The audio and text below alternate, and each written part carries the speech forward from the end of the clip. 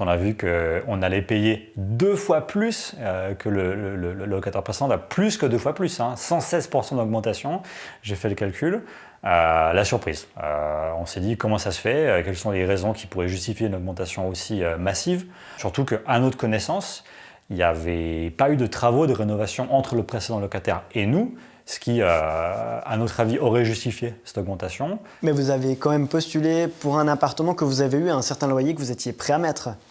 Oui, mais j'ai envie de dire, est-ce qu'on a vraiment eu le choix? Parce qu'on a visité plein d'appartements sur Genève, dans la région, donc on a pris ce qu'on a pu prendre. Diane Barbier-Muller est administratrice d'une gérance familiale. Elle est aussi vice-présidente de la Chambre genevoise de l'immobilier. La députée PLR, elle, n'a pas hésité avant d'accepter de nous recevoir, nous et notre caméra.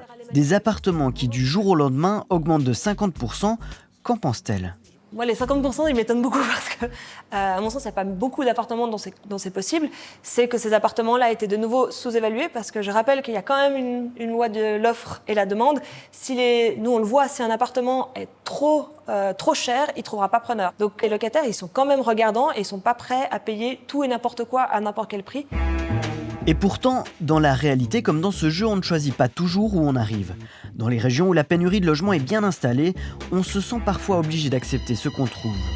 En attendant, pour les locataires comme pour les propriétaires, les règles du jeu restent les mêmes.